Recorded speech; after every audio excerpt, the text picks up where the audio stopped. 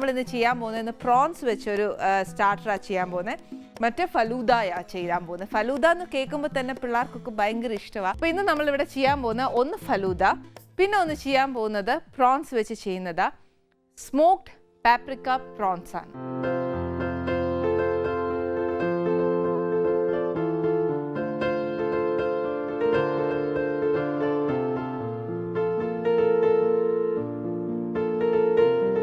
നമുക്ക് അതിന് വേണ്ടി സാധനങ്ങൾ എന്നാന്ന് അറിയണ്ടേ? അത് വേണ്ടി നമുക്ക് കുറച്ച് കൊഞ്ച. ഇപ്പോഴത്തെ ഈ ഇടയിലൊക്കെ ആന്നേൽ നമുക്ക് കുഞ്ഞു കൊഞ്ച കിട്ടുന്നത്.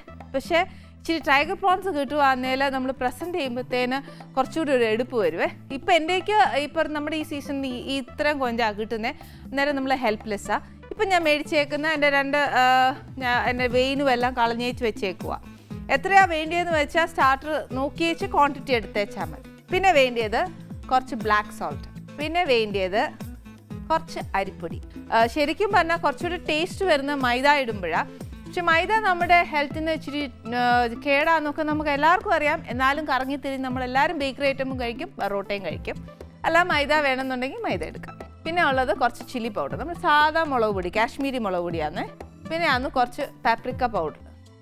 പിന്നെ വേണ്ടിയത് കുറച്ച് പാസ്ലി ലീവ്സ്. പിന്നെ വേണ്ടിയത് കുറച്ച് വെളുത്തുള്ളി. പിന്നെ ആണെങ്കിൽ കുറച്ച് ഉപ്പ്.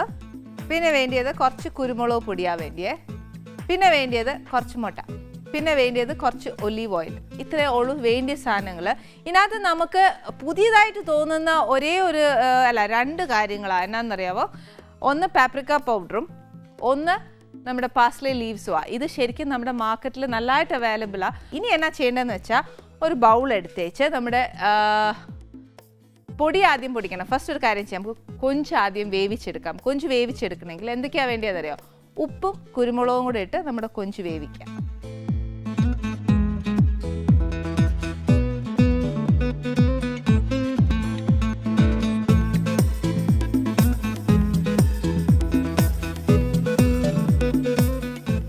ഈ കൊഞ്ചിന് വേണ്ടിയ ഉപ്പും കുരുമുളകും മാത്രം.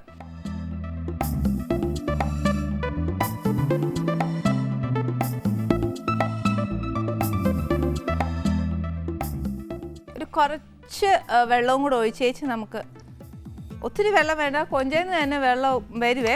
അന്നേരം ഒത്തിരി ഒന്നും ഒഴിക്കേണ്ട, കുറച്ച് ഇതിവിടെ ഇരുന്ന് വേവട്ടെ. ആ സമയം എന്നാന്ന് ചെയ്യുന്നതെന്ന് പറയാം. എന്നാന്ന് വെച്ചാൽ ഞാൻ പറഞ്ഞില്ല, മാരിനേറ്റ് ചെയ്യാൻ വേണ്ടിയിട്ടുള്ള പൊടി അത് തന്നെയാണ് നമ്മളിപ്പോൾ എടുക്കാൻ പോകുന്നത്. അതിനെന്നാ ചെയ്യണത്? നമുക്ക് ഈ എല്ലാം പൊടിയാണ്, പക്ഷെ പാസ്ലി ലീവ്സും കൂടെ ഇതിൻ്റെ കൂട്ടത്തിൽ നമുക്ക് പൊടിച്ചെടുക്കണം. മാത്രമല്ല വെളുത്തുള്ളിയുണ്ട്, അത് നമുക്ക് പൊടിച്ചെടുക്കണം. അപ്പോൾ എന്നാന്ന് വെച്ചാൽ നല്ല ഡ്രൈ മിക്സി ആയിരിക്കണേ. അതിനകത്ത് ഒട്ടും ഒരു എന്നാ പറയുന്നത്, ഒരു കുറച്ചുകൂടി ഇച്ചിരി പോലും വെള്ളം വേണ്ട. അന്നേരം പിന്നെ വെള്ളം ഉണ്ടെങ്കിൽ ഇങ്ങനെ കട്ടി പിടിക്കുവേ, അതുകൊണ്ട് വേണ്ട. അപ്പോൾ ഫസ്റ്റ് എന്നാ ചെയ്യേണ്ടതെന്ന് വെച്ചാൽ നല്ലൊരു മിക്സി എടുത്ത് വെള്ളമൊക്കെ നല്ലതായിട്ട് അങ്ങോട്ട് തുടച്ചേച്ചും അതിനകത്തോട്ട് ഫസ്റ്റ് നമ്മുടെ ബ്ലാക്ക് സോൾട്ട്. അത് ബ്ലാക്ക് സോൾട്ട് ഇട്ടാനുള്ള ഗുണമാണ് ഞാൻ പറയുന്നത്. നമുക്ക് ആ സ്മോക്ഡ് എഫക്റ്റ്, നല്ല സ്മോക്ഡ് എഫക്റ്റ് ബ്ലാക്ക് സോൾട്ടിലുണ്ട്. അപ്പോൾ അതിൻ്റെ ഒരു ഫ്ലേവറും വരും. പിന്നെ കുറച്ച് അരിപ്പൊടി.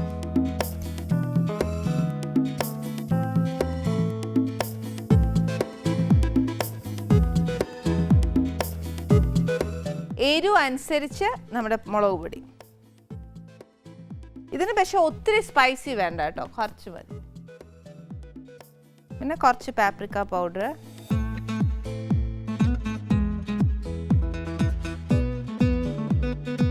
പിന്നെ ഒരു hand full of parsley leaves. പിന്നെ കുറച്ച് വെളുത്തുള്ളി. ഇത്രയേ ഉള്ളൂ.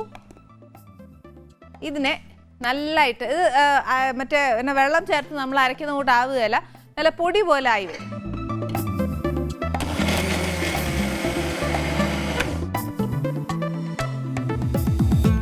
ഓക്കെ, ഇനി ഈ പൊടി ഇവിടെ ഇരിക്കട്ടെ. ഇനി കൊഞ്ച് വെന്തതിന് ശേഷം നമുക്ക് എന്നാ ചെയ്യേണ്ടതെന്ന് വെച്ചാൽ, മുട്ട എടുത്ത് നമ്മൾ കട്ട്ലേറ്റ് ചെയ്യുകയല്ലേ എന്ന് പറയുന്ന കൂട്ട് തന്നെ ചെയ്തേച്ചാൽ മതി. മുട്ട അടിച്ചേച്ച് വെന്ത കൊഞ്ച് മുട്ടയ്ക്കകത്തോട്ട് ഡിപ്പ് ചെയ്തേച്ച് നമ്മുടെ ഈ പൊടിയിൽ മുക്കി ഇച്ചിരി, ഒത്തിരി എണ്ണ ഒഴിക്കല്ലേ, ഇച്ചിരി എണ്ണ വെച്ചേച്ച് ഒരു ഷാലോ ഫ്രൈ ആക്കി എടുത്തേച്ചാൽ മതി. ഇത്രയേ ഉള്ളൂ കൊഞ്ചിനെ പറ്റിയുള്ളൂ. പക്ഷേ ഇത് ഭയങ്കര ടേസ്റ്റാണ് ഈ സ്റ്റാർട്ടർ. അതുകൊണ്ട് വീട്ടിൽ ഡെഫിനറ്റ് ആയിട്ടും ട്രൈ ചെയ്യണം. കൊഞ്ച് കഴിക്കാത്ത പിള്ളേരാണെങ്കിലും ഒക്കെ ഈ പ്രോൺസ് ഉണ്ടാക്കി കൊടുത്താൽ അവർ കഴിക്കും. ഇനി നമ്മൾ പൊടിച്ച് വെച്ചേക്കുന്ന നമ്മുടെ മാരിനേറ്റ് ചെയ്യാനുള്ള പൊടിയാണ്.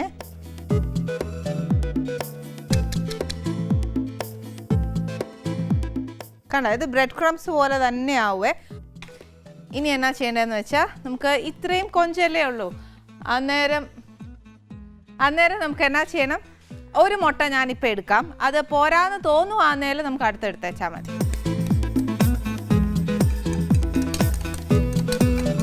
ഞാനിപ്പോൾ ഒഴിച്ചേക്കുന്ന മുട്ടയാന്നേൽ തീരെ കുഞ്ഞാ. അന്നേരം ഞാൻ ഒന്നുകൂടെ ഒഴിച്ചോട്ടെ. കാര്യം എന്നാന്ന് വെച്ചാൽ ഒരു ഇതിനകത്ത് 10-30 കൊഞ്ചുണ്ട്. അന്നേരം എത്തുകയില്ല. അന്നേരം ഞാൻ ഒരു മുട്ടയും കൂടെ എടുക്കുക.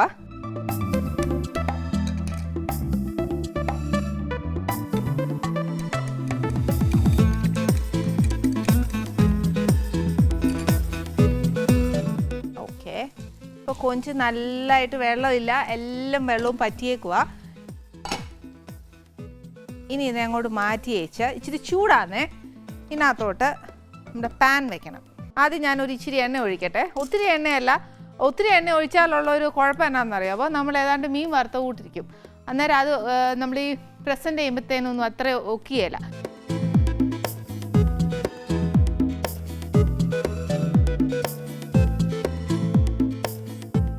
നമ്മൾ ഇടുന്ന പ്രോണ് കൊഞ്ചുണ്ടല്ലോ, 2 സൈഡിലും ഒന്ന് വറുത്ത് കിട്ടിയേച്ചാൽ മതി. അത്രയേ അതിൻ്റെ ആ ഒരു പരുവേ. അന്നേരം ഒത്തിരി എണ്ണ ഒഴിച്ച് കഴിഞ്ഞാൽ അതിനകത്തോട്ട് ഡീപ് ഫ്രൈ ആയിപ്പോവും. പിന്നെ ആ ഒരു നമ്മൾ ഉണ്ടാക്കിയേക്കുന്ന മാരിനേറ്റ് ചെയ്യാൻ ഉണ്ടാക്കിയേക്കുന്ന ബാറ്ററല്ല, ആ ഒരു പൊടിയുടെ ഒരു ഫ്ലേവറും അതെല്ലാം മാറിക്കിട്ടും. അപ്പോൾ അങ്ങനെ ചെയ്യണ്ട. ഇച്ചിരി എണ്ണ ഒഴിച്ച് തിരിച്ചു മറിച്ച് വിട്ടേച്ചാൽ മതി. അപ്പോൾ ഇനി എന്നാ ചെയ്യുന്നതെന്ന് വെച്ചാൽ ആദ്യം പ്രോൺസ് എടുത്തിട്ട് നമ്മുടെ മുട്ടയിൽ മുക്കിയേച്ച് നമ്മുടെ പൊടിയേൽ മുക്കിയേച്ച് വറുത്തെടുക്കാം. ഇച്ചിരി ചൂടാന്നേ.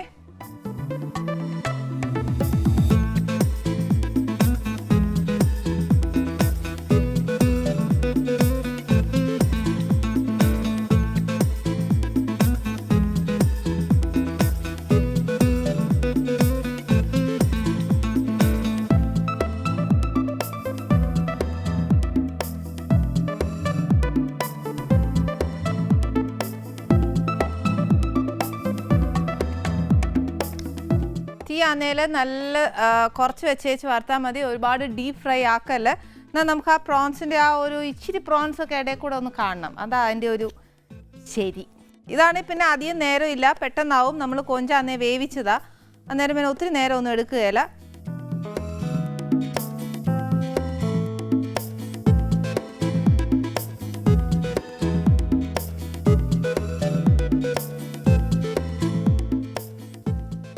ഇതേപോലെ നമ്മുടെ എല്ലാ പ്രോൺസും ഒരു ഇച്ചിരി അവനവൻ്റെ ഇഷ്ടത്തിന് കുറച്ച് എത്ര മുരിയേണ്ടതെന്ന് വെച്ചാൽ മുരിച്ചെടുത്തേച്ചാൽ മതി. എനിക്ക് ഇതൊരു 19 പ്രോൺസ് ഉണ്ട്. എനിക്കത് വറുത്തെടുക്കണം. പക്ഷെ നമുക്ക് ഇനി കാണണമെങ്കിൽ ഒരു ബ്രേക്കും കഴിഞ്ഞ് വിത്ത് ഫലൂദ കാണാം.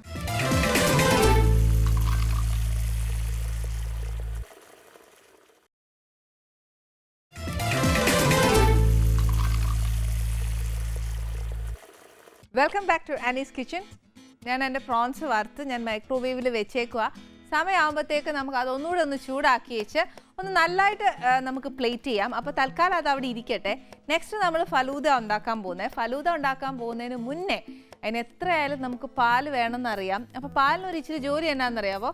ആ പാല് നമ്മളിപ്പം 1/2 ലിറ്ററോ അല്ലെങ്കിൽ 1 ലിറ്ററോ മേടിക്കുവാന്നേൽ അത് കാച്ചി ഇച്ചിരി ഒന്ന് കുറുകണം. ഒത്തിരി അല്ല, ഒരു ഇച്ചിരി കുറുകണം. അന്നേരം ഞാൻ എന്നാ ചെയ്യാൻ പോകുന്നതെന്നറിയാം. ഇപ്പം ഞാൻ ഈ പാനിലോട്ട് ആ പാലൊന്ന് ഒഴിച്ചേച്ച് കുറുകാനായിട്ട് വെക്കാം. ഇച്ചിരി നേരം എടുക്കുകയല്ലേ. എന്നിട്ട് അത് തിളച്ച് കുറുകുന്ന സമയം കൊണ്ട് നമുക്ക് ബാക്കി ഇൻഗ്രീഡിയൻസ് എഴുതിയെടുക്കാം. ഓക്കെ, അപ്പോൾ ഫസ്റ്റ് പാൽ എഴുതിക്കോളൂ. അത് കഴിഞ്ഞിട്ട് ഞാൻ എന്തായാലും ഇന്ന് പാല് അടുപ്പേ വെക്കട്ടെ.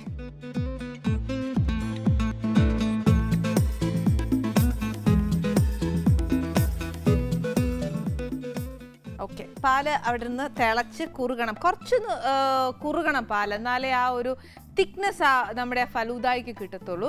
ഇനി അതിന് വേണ്ടിയ കാര്യങ്ങൾ എന്നാന്ന് വെച്ചാൽ ഒത്തിരി വലിയ കാര്യമൊന്നുമില്ല, കുറച്ചേ ഉള്ളൂ. ഫ്രൂട്ട്സാണ് കൂടുതൽ വേണ്ടിയേ. ഞാനിവിടെ എടുത്തേക്കുന്നത് എന്നാന്ന് വെച്ചാൽ കുറച്ച് പൈനാപ്പിൾ എടുത്തിട്ടുണ്ട്. പിന്നെ ഞാൻ എടുത്തേക്കുന്ന കുറച്ച് ആപ്പിളാണ്. പിന്നെ വേണ്ടിയത് എന്നാന്നോ കശകശ എന്ന് പറയുന്നത് നമ്മൾ സ്പൈസസിനകത്ത് ഇടുന്ന കശകശയല്ല.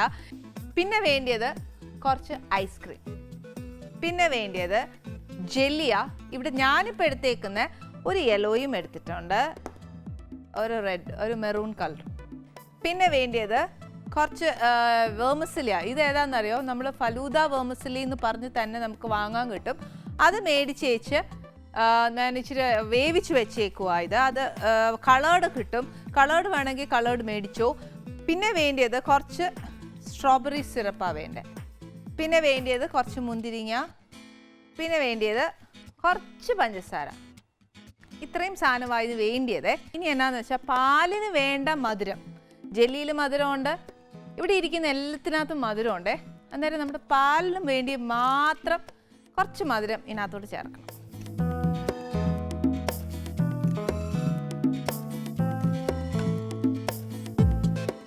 ഈ ഫലൂദ ശരിക്കും ഉണ്ടല്ലോ, നമുക്ക് നമ്മുടെ ഇഷ്ടത്തിന് ലെയർ ചെയ്യാം, എന്നാ വേണേലും. ചിലടത്ത് ആന്നേൽ ഫ്രൂട്ട്സ് ഇല്ല, ചിലടത്ത് ഫ്രൂട്ട്സ് ഇട്ട് തരാറുണ്ട്, ചിലടത്ത് വാനില ഐസ്ക്രീം കൂടാറുണ്ട്.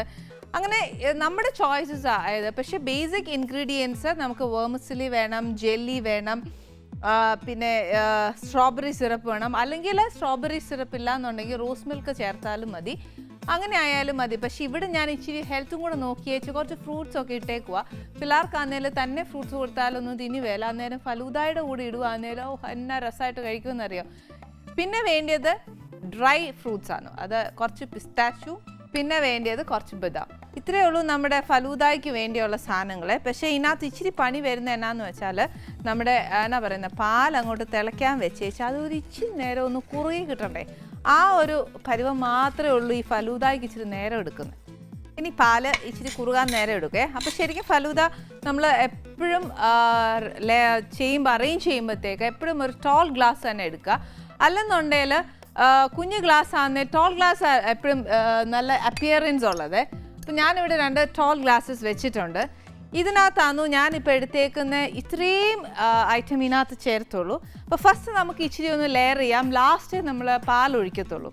ഫസ്റ്റ് ഞാൻ നമ്മുടെ ഗ്ലാസ്സിൽ ഒരു ഇച്ചിരി ലാസ്റ്റ് ബോട്ടമിൽ കുറച്ച് സ്ട്രോബെറി സിറപ്പ് 1 സ്പൂൺ.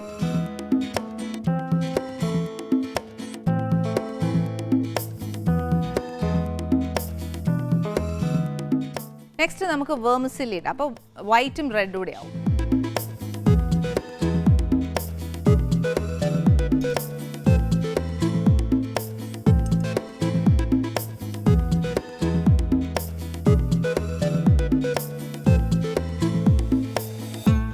ഇനി നെക്സ്റ്റ് നമുക്ക് നമ്മുടെ കശകശ.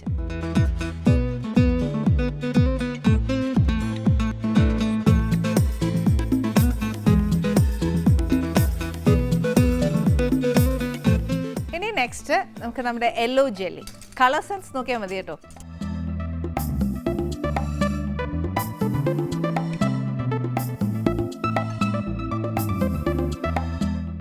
ഓക്കെ, ഇനി നെക്സ്റ്റ് കുറച്ച് റെഡ് ജെല്ലി.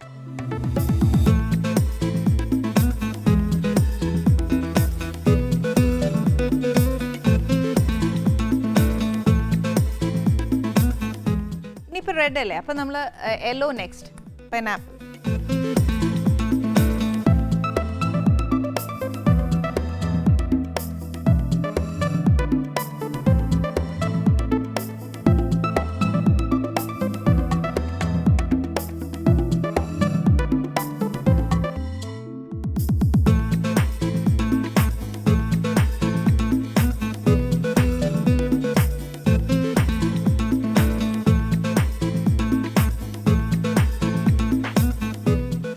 നമ്മുടെ പാല് നല്ല തിളച്ചിട്ടുണ്ട്. ഇതിനകത്തോട്ട് ഇച്ചിരി നേരമായിട്ട് അത് തിളയ്ക്കുക. അന്നേരം ഞാൻ തീ അങ്ങ് കുറച്ചേക്കുമായിരുന്നേ. ഇതിനകത്തോട്ട് ഞാൻ ഇച്ചിരി ഒരു സ്ട്രോബെറി സിറപ്പ് ഒഴിക്കാൻ പോവാം.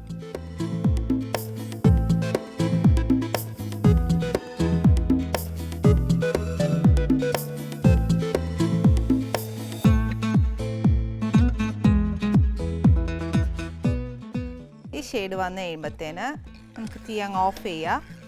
ഓഫ് ചെയ്ത് വെച്ചാൽ ഇത് ഇച്ചിരി നേരം ഒന്ന് ആറണം. അതായത് ഈ ചൂടോടെ നമ്മൾ അതിനകത്ത് ഒഴിക്കാൻ ഒക്കത്തില്ല. കുറച്ചൊന്ന് ആറി കഴിയുമ്പോഴത്തേക്ക് ഇത് നമുക്കിനി ഇതിനകത്ത് ലെയർ ചെയ്യാനുള്ളത് 1 സ്കൂപ്പ് ഓഫ് ഐസ്ക്രീമാണ് 2 വേണ്ടിയത്. അപ്പോൾ അതനുസരിച്ചിട്ട് നമ്മൾ ഇതിനകത്ത് പാല് ചേർത്തേച്ചാൽ മതി. ഇനി വേറെ ഒന്നുമില്ല. ഇനി നെക്സ്റ്റ് ഞാൻ എന്നാന്ന് വെച്ചാൽ ചെയ്യാൻ പോകുന്നത് വെച്ചാൽ നമുക്കിവിടെ ഒന്ന് വൃത്തിയാക്കിയതിന് ശേഷം പ്രോൺസും പ്രസൻറ്റ് ചെയ്യാം. അപ്പോഴത്തേക്ക് എൻ്റെ എന്താ പറയുന്ന പാൽ ഒരിച്ചിരി തണുക്കും. അപ്പം നമുക്ക് പാല് ഒഴിച്ച് ഐസ്ക്രീമും സ്കൂപ്പ് ചെയ്ത് നമുക്ക് ഫൈനൽ പ്രസൻറ്റേഷൻ ചെയ്യാം. ഞാനേ നമ്മുടെ പ്രോൺസിനെ ഈ ഒരു ഷേപ്പിലൊക്കെ ഞാൻ ഇച്ചിരി പ്രസൻറ്റ് ചെയ്ത് വെച്ചിട്ടുണ്ട്. ഇനി ഇതിനകത്ത് ഞാൻ എൻ്റെ പാല് നല്ലതായിട്ട് ആറിയിട്ടുണ്ട്. ഇതിനകത്തോട് ഞാൻ എൻ്റെ സ്ട്രോബെറി മിൽക്ക് ഒഴിക്കാൻ പോവാം.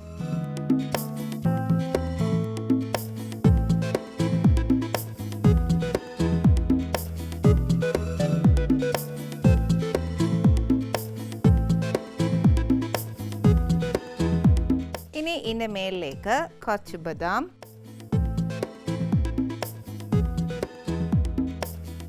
കുറച്ച് പിസ്താഷ്യൂ,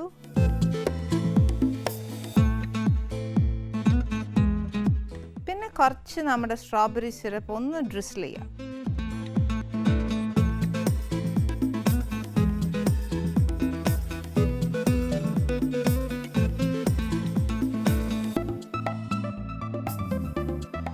ഇതാന്നു നമ്മുടെ ഫലൂദ. ഇത്രയേ ഉള്ളൂ ഫലൂദ.